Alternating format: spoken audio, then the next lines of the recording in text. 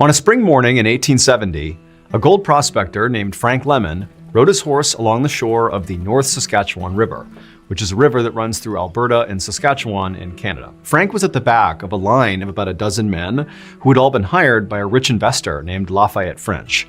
He had commissioned them to search the Canadian wilderness for potential gold mines. And if they found a gold mine, then French would bankroll a full-scale mining operation and pull out all the gold he could, and these men who found it would get a cut of the profits. When Frank had signed up for this job, he had thought it was a great opportunity.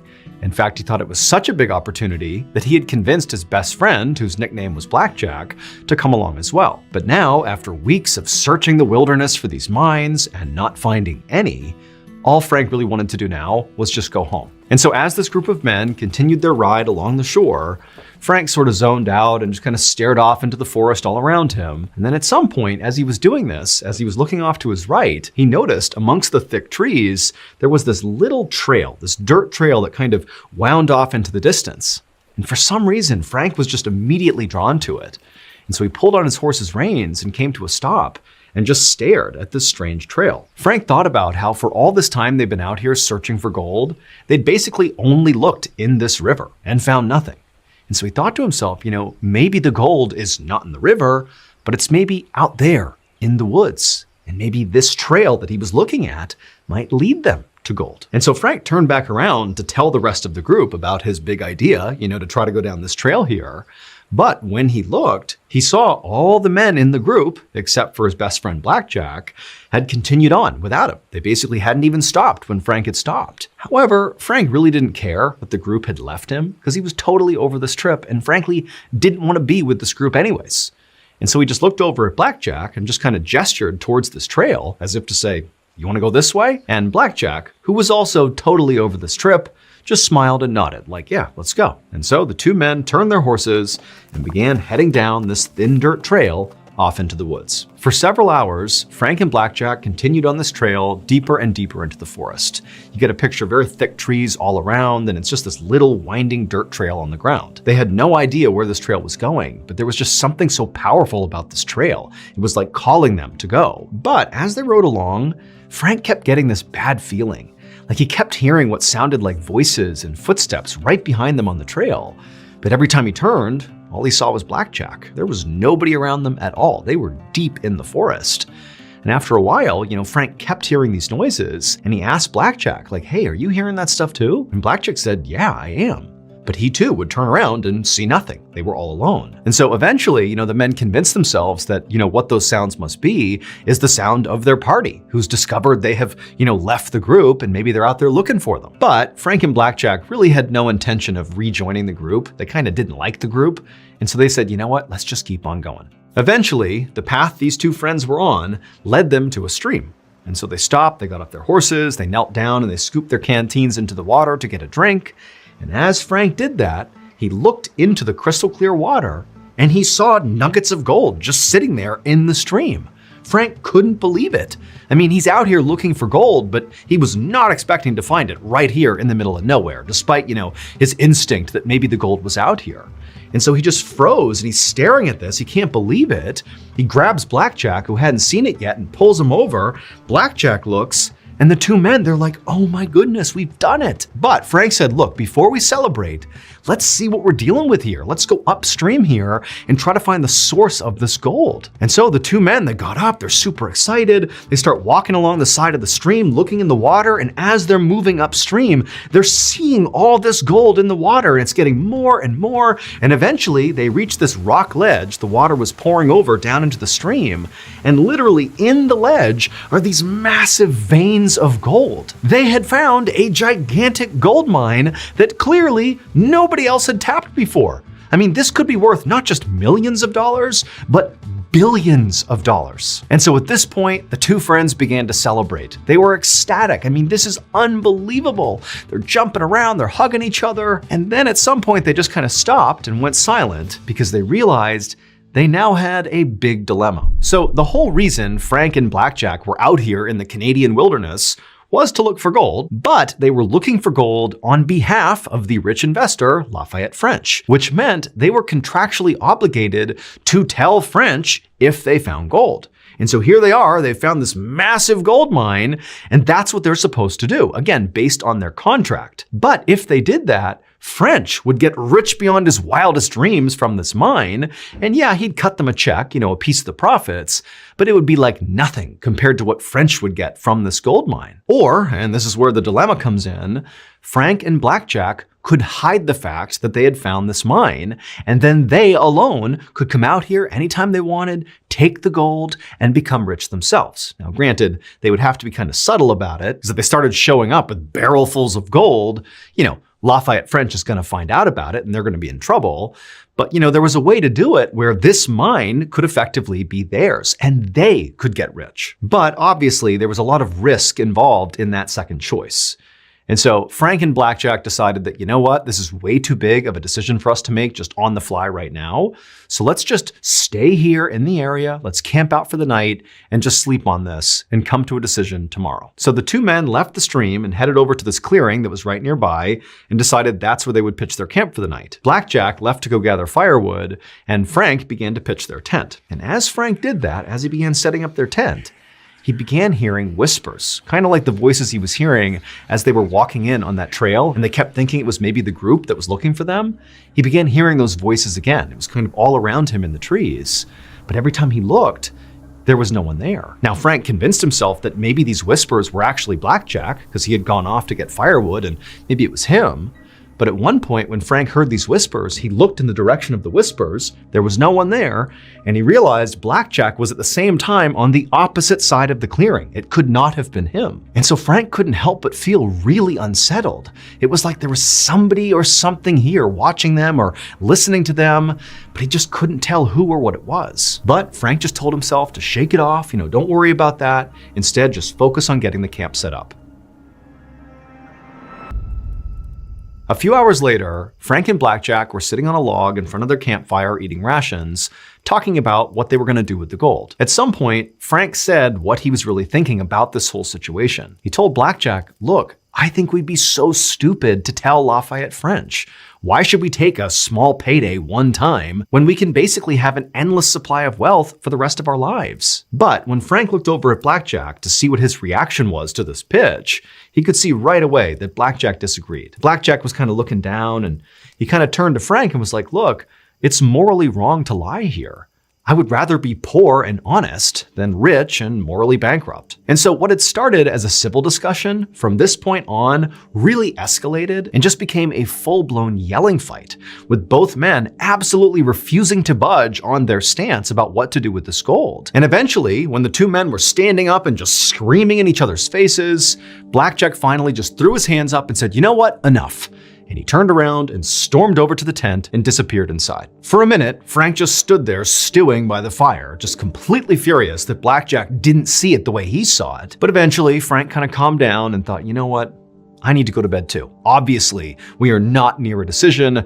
We need to sleep on this. And so, even though Frank was still upset, he walked over to the tent too, didn't say a word to Blackjack.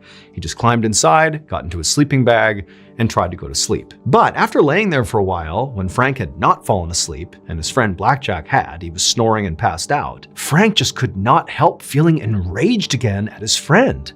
Like, how can you not see this opportunity here? Why in the world would you tell Lafayette French? That's so stupid. And so Frank just laid there restlessly, tossing and turning, listening to the sound of Blackjack snoring and getting so mad at him. And as he did, Frank went from, I need to convince Blackjack in the morning that we need to keep the gold for ourselves, to I need to stop Blackjack from telling anyone. He is an obstacle. He's not a friend. He's a problem. And as he thought about this, these dark thought loops were going through his head. Frank just became consumed with rage. It was like he couldn't control what he was doing. And in that moment, Frank found himself getting up, walking out of the tent, and grabbing an axe. And before he could even think about it, he had walked back into the tent, raised the axe, and driven it into Blackjack's skull, killing him instantly.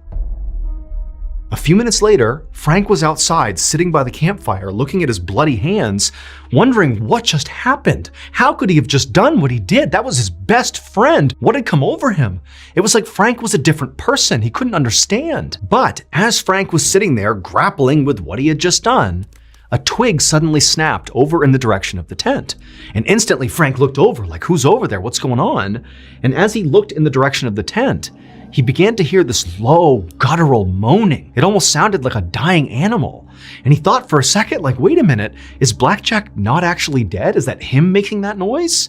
But at the same time, Frank's thinking, that's not possible. I practically split Blackjack's head in half with that axe. He can't be making that sound. But before Frank could even begin to process what he was hearing, this sound, this moaning sound, got louder and it got closer to Frank, like it was moving in his direction, but there's nobody here. And so Frank is horrified, and then right as the sound is practically on top of him, he began hearing those whispers, those voices he had been hearing in the woods on the way out here. Except this time the voices were clear.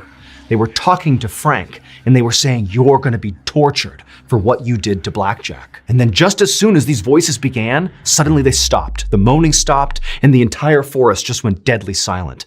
And Frank is just stuck there staring in the tent, wondering what's happening. And then the silence was broken by this unbelievably loud, high-pitched, blood-curdling human scream coming from the tent. And it was at that point that Frank just got up and sprinted to his horse and began riding away from the gold, his friend's body, everything. He didn't care. He needed to get out of there as soon as possible. But the second he began blindly galloping through the forest away from this area, he began hearing whispers and heavy footsteps right behind him as if they were following him out of the forest. But Frank was so scared, he didn't even dare turn around to look. He just rode as fast as he possibly could. Hours later, Frank suddenly emerged from the dark forest, and just by absolute happenstance, he arrived right in the town that he and the other gold prospectors had passed through on their way out into the woods. And the moment Frank left the tree line and actually entered into this town, the whispering and the footsteps, which had basically chased him all the way to this point, they stopped. Suddenly, Frank was all alone. Now, by this point, Frank had convinced himself that everything he had heard in the woods, the voice telling him he was going to be tortured for what he'd done, the heavy footsteps, the whispering, the screaming, the moaning, all of it, everything that had caused him to flee was actually the ghost of Blackjack. That after he had killed his friend's spirit had immediately risen and sought revenge on Frank. That's what was happening. And this horrified Frank so much that he didn't care at all about the gold anymore. He just wanted to get out of the spiritual danger he thought he was in.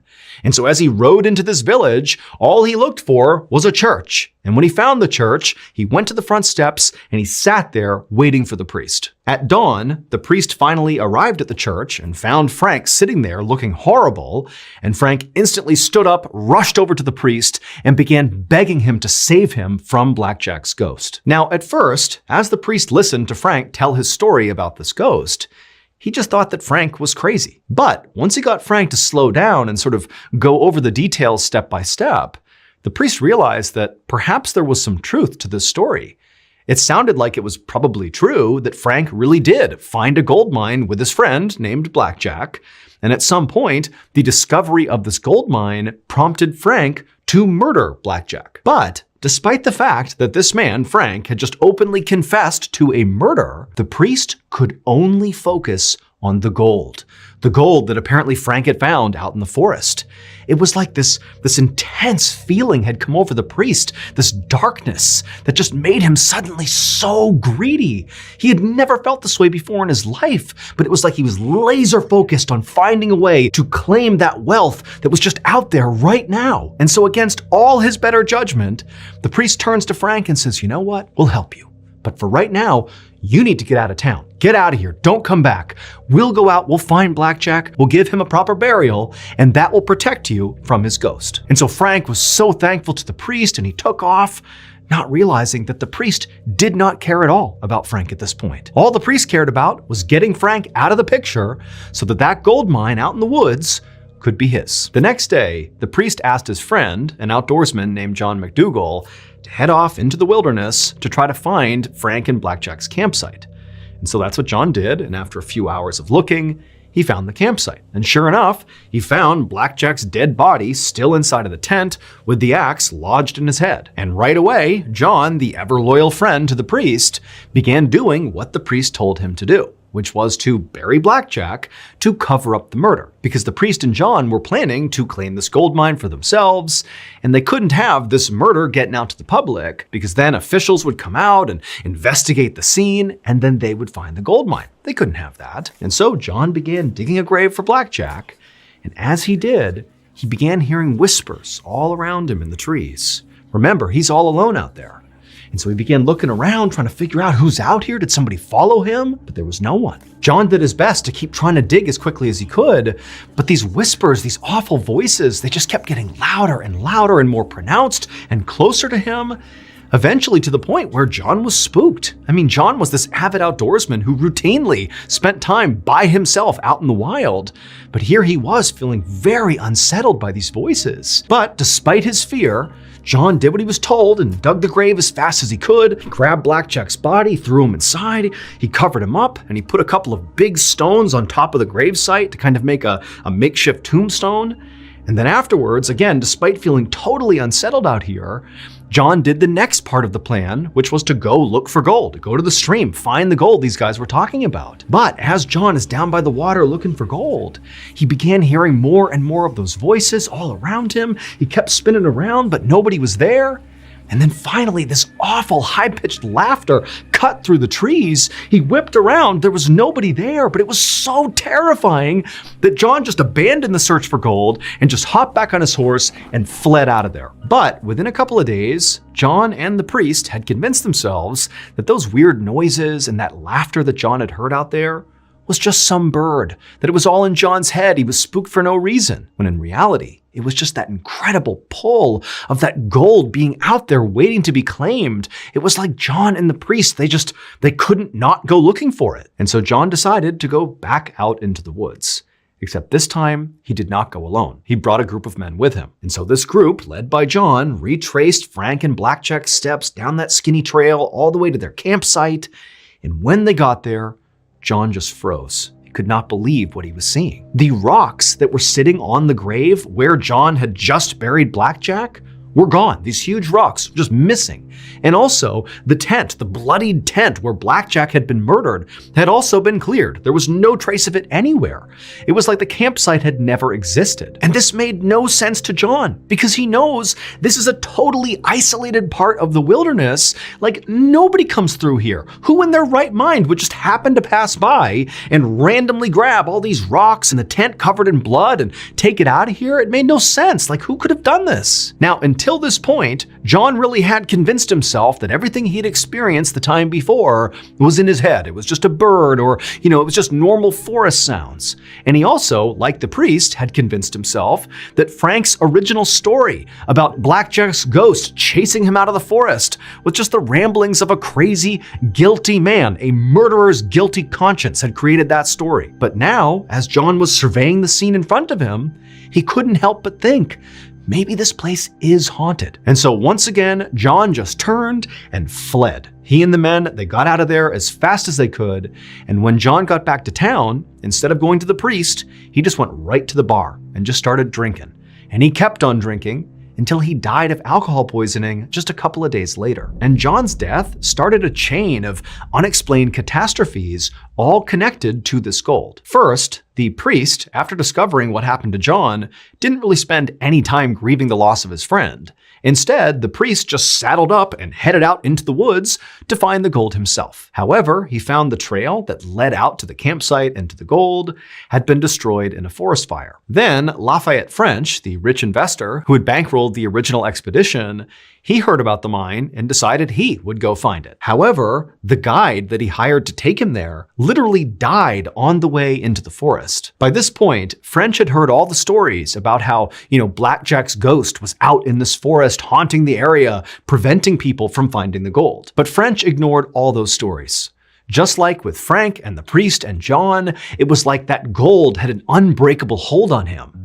And so for 30 years, French kept going out into that forest, searching for that gold mine, and eventually he found it. Or at least that's what he said in the last letter he wrote back home. But we'll never actually know for sure, because after sending that letter on that same day, Lafayette's cabin burned down and he died without telling anybody the location of the mine. And so with French's death, That sort of solidified the rumors that the haunting was real, and people began to believe that there was only one thing that could explain this almost magnetic pull the gold had on so many people, and also all the terrible fates that befell everybody who tried to go look for it. And that was that the gold mine was cursed. And today, people still believe that Blackjack's ghost is out there in the forest preventing people from finding the gold. But whatever the truth is, whether the curse is real or not, to this day, no one has ever been able to successfully find the gold again and live to tell about it.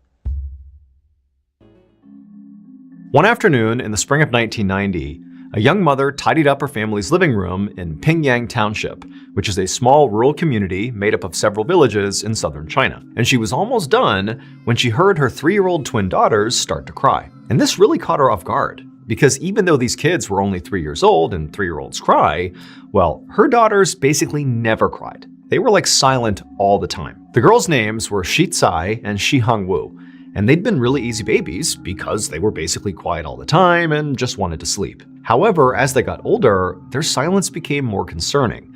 All they really wanted to do was just lay around and sleep and do nothing. Even at 3 years old, they hadn't even said their first words yet. So when this mom heard these girls crying, she rushed down the hall to see what was going on. One, just obviously to make sure her kids were okay, but two, just out of curiosity. This is so uncharacteristic to be making any noise at all. And so the mom, she burst into the nursery and she saw her girls in their crib and they were sobbing hysterically, totally upset. And the mother rushed over and she scooped them up and asked, what's going on? Are you okay? But of course the girls didn't say anything because they didn't speak. They just continued to cry. But the mom, she kind of assessed her kids and couldn't see any injuries. They didn't seem sick. They were just upset about something, but she had no idea what it was. And so the mom just stood there comforting her girls until they calmed down, and then she put them back into the crib and they both went to sleep. And that was it. A couple of days later, and the twin girls were back to their normal routine, being totally silent and sleeping for most of the day.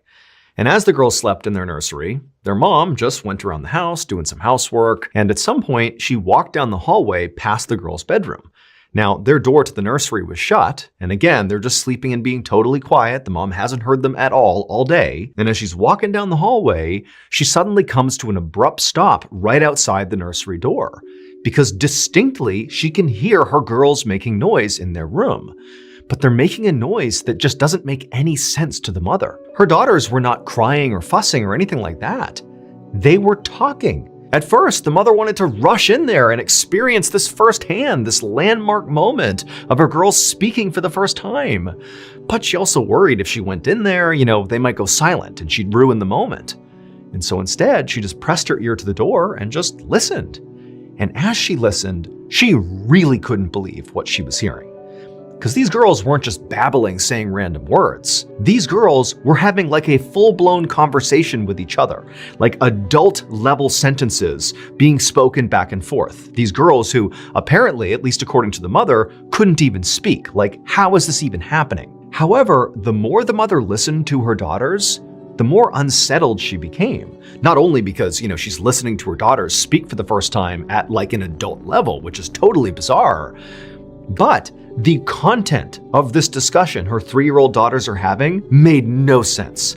These girls were talking about stuff that they could not possibly know. The girls were talking in detail about people and events from a totally different village.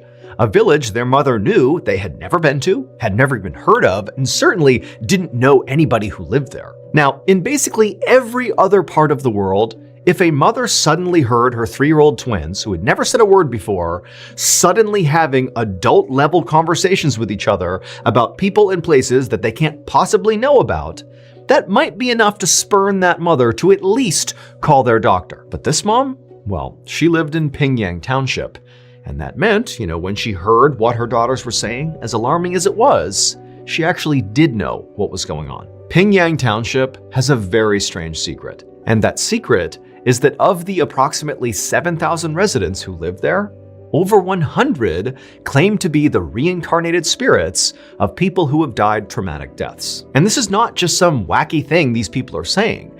No, in Pingyang Township, it's not just those 100 people who believe they really are reincarnated. It's the whole community. All 7,000 some odd people 100% believe that these people truly are reincarnated. And so how that plays out is that periodically, the reincarnated folks will go to a non-reincarnated person in the township and will claim things like, hey, in my past life, your family owed me a debt, and so now you're going to pay it out. And these non-reincarnated people will absolutely pay that debt. Or in other cases, there have been fights, physical altercations that have come from a reincarnated person approaching a non-reincarnated person and basically saying, in a previous life, you or your family or your relatives insulted me in some capacity, my previous self, and we're gonna fight about it right now. And those fights take place in this town, and it's totally normal. But the interactions between the reincarnated and non-reincarnated people in this township, it's not just about conflict. In fact, there's been lots of decisions made in this township that are designed very specifically to avoid conflict between the reincarnated and non-reincarnated.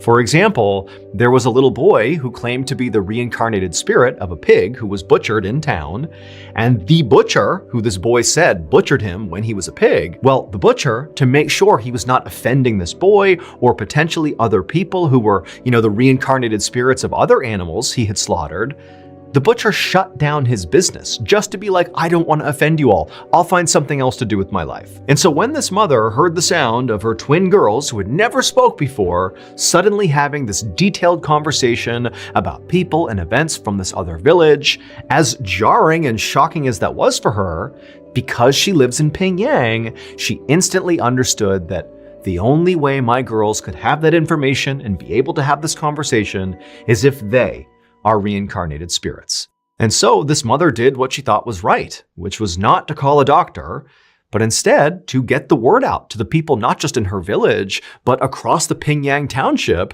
that her twin daughters are actually reincarnated spirits. The mother's hope was that perhaps there was still family of these reincarnated spirits in this other village her daughters were referencing in their conversation that would find out about this, and maybe they'd want to come here and meet their family who now live inside of her daughters. And sure enough, less than a week after this mother got the word out, this man and woman who she didn't know came knocking at her door. When the mother let them inside the house, her girls immediately recognized them. One of the twins said that this was her mother and father from her previous life. Then the twins, these little 3-year-old girls, went on to tell this unbelievably complicated and sophisticated story about how in their previous life, these twin girls were not actually sisters. Instead, they were best friends, and together they had taken their own lives approximately 1 month before they were reborn in the bodies of these twin girls. And so after that, the twins just continued talking to this man and woman for quite some time, giving specific details about this village that, again, these girls, at least according to their mother, had never been to before. These girls also gave intimate details about these teenage girls' lives and even had information that was very specific to what happened to them when they took their lives and, where their bodies were found. Again, information these girls shouldn't have. And then at some point, the mother of the twins asked this man and woman, like, are these details they're giving you accurate? Is this true? And the man and woman said, yep, it's all true. And then at some point, the twins turned to their biological mother and they told her that the reason they had been silent to this point was because they were trying to keep their reincarnation a secret. And also, the reason they slept all the time is because when they slept, they would dream about their previous lives, which they claimed to miss. To this day, no one's ever been able to offer a better explanation for how these twin girls, these toddlers, had such accurate information about people they had never met and places they'd never been to. Basically, the only explanation that works is that they must actually be the reincarnated spirits of those teenage girls. Pingyang Township remains a hotspot of alleged reincarnations, and nobody knows why. Late one evening in 1840, a 30-year-old British nobleman named Sir Robert Warboys stood next to 5 of his closest friends on the front porch of a townhome in one of the fanciest neighborhoods in London, England. The address of this townhome was 50 Berkeley Square, and it was one of dozens of these beautiful brick and marble townhomes that surrounded this big garden. The whole square had been built about 100 years earlier, and since then it had become one of the most fashionable places for the rich and famous to call home. However, Robert and his friends had not come here to rub shoulders with important people. Instead, Robert had come here to win a bet. So Robert actually was a nobleman. He was like this proper guy, at least on paper. But in reality, at least to his friends, he had a total wild streak. He loved taking on dares. Basically, anytime anybody, challenged him to do something, he would do it, especially if there was money on the line. But it wasn't really about the money. It wasn't about, winning money by doing these different things. He just loved the challenge. He loved the thrill of taking chances. So that night, on the front porch of this townhome, Robert turned and knocked on the front door. And then as soon as he did, he turned back and looked at his friends and grinned at them. And he saw some of them looked really excited and some looked pretty nervous. But to Robert, he was purely happy about how things were going so far. Because he knew, come tomorrow when this whole thing was done and he had won his bet, he would have a great story to tell. A few seconds later, the front door of the townhome swung open and this middle-aged man stepped outside.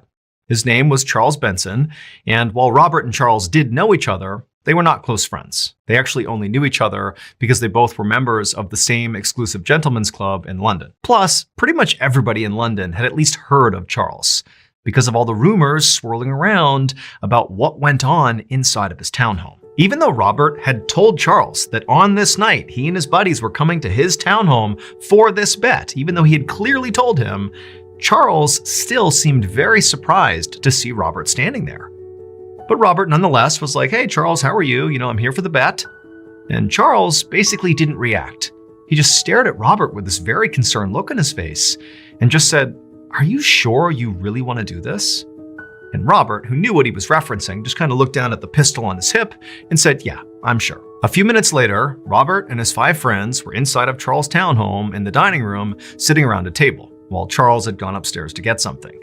And as they sat there, Robert kind of looked around the room at his friends, and he could tell they were clearly more nervous about this than he was. And so he tried to, keep the mood light by making some jokes and kind of downplaying what he was about to do. But it was like no matter what he did, he could just tell his friends were very uneasy about what was going to happen here. And then a moment later, they heard the sound of Charles coming down the stairs. And Charles, he came in the kitchen, still with a very serious look on his face. And he walked up to them and he reached in his pocket and he pulled out this old iron key and he placed it in the middle of the table. And as soon as he did that, the room went completely silent and everybody just stared at this key. And then Charles eventually broke the silence and explained to the group that over the last 10 years of living in this townhome, he had only used that key maybe 2 or 3 times total.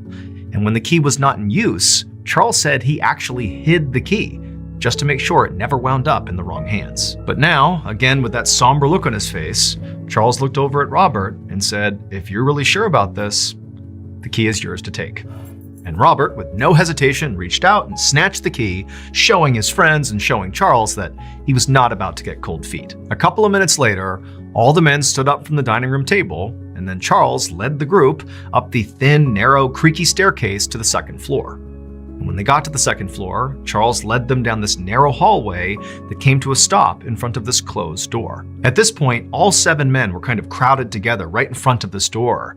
But it was obvious that even though Charles lived in this townhome, he was sort of hesitant to get even close to this door. Like he really didn't want to be anywhere near it. Also, all of Robert's friends were sort of reacting the same way too. I mean, they were the ones that actually dared Robert to do this in the first place. But now that they were actually here, about to go through with it, they were looking at Robert like he was totally insane. And also they were kind of hoping that, maybe he would just back out and they could just leave. But Robert did not seem remotely like he was about to back out. He had a very determined look on his face, and as everybody else was kind of cowering away from this door, Robert stepped up, reached into his pocket, pulled out that iron key, and put it into the lock. And as he began to turn the lock, everybody else took steps farther away from him, and then he pulled open the door, and as he did, everybody gasped, and Robert even took a step backwards. But when Robert actually looked through the now open doorway, he just laughed. Because it was just a normal bedroom. It was filled with all this old but very expensive looking furniture.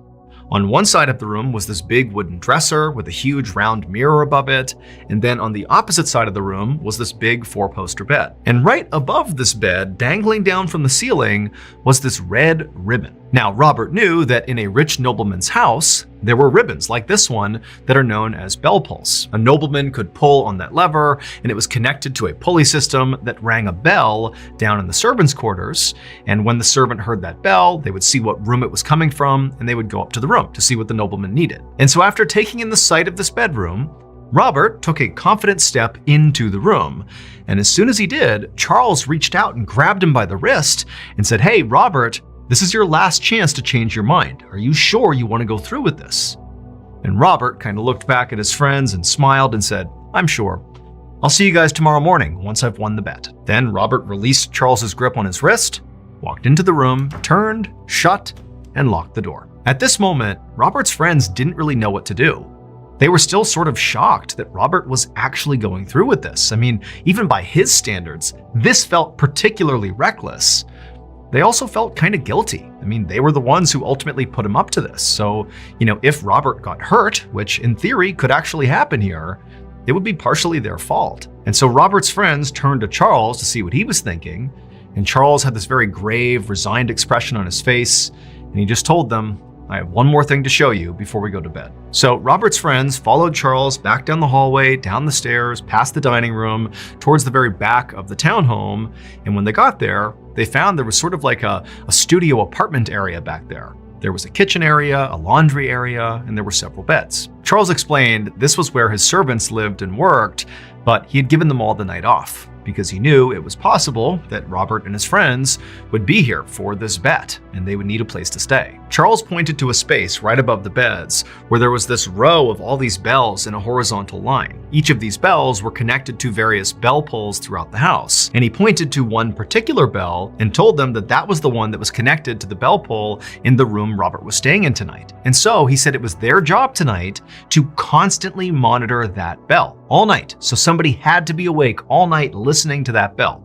Because heaven forbid, if Robert pulls that bell, that was going to be the signal that something bad had happened in that room. And so their job was basically to be on guard all night to potentially run up and rescue Robert if he needed it. Around 3 hours later, all of Robert's friends were sitting on the floor in the servants' quarters playing blackjack. It was almost midnight, and all of them were exhausted, but they were too on edge to sleep. They were so focused on this bell, and they were so worried about Robert and, wondering if he was really okay up there. And they also had become convinced that, maybe the bell would ring and they wouldn't hear it if they were making too much noise. And so they had made this decision to silently play blackjack and just focus exclusively on this bell. But it had really created a lot of extra tension in the room. They're basically all just staring at the bell, dealing one hand after another, paranoid it would go off, and wondering what would even happen if it did. And so hand after hand, the friends are playing blackjack, anxiously watching this bell being completely silent. And then suddenly they hear this sound that makes them all jump. But it wasn't the bell. It was a blood-curdling scream coming from upstairs. And for a moment, the friends just sat there in shock. And then they got up and began running out of the servants' quarters to see what was going on. And as they did, Robert's bell began ringing furiously, so loud it hurt their ears. And so they charge out of the servants' quarters and literally bump into Charles, who also is coming to figure out what's going on.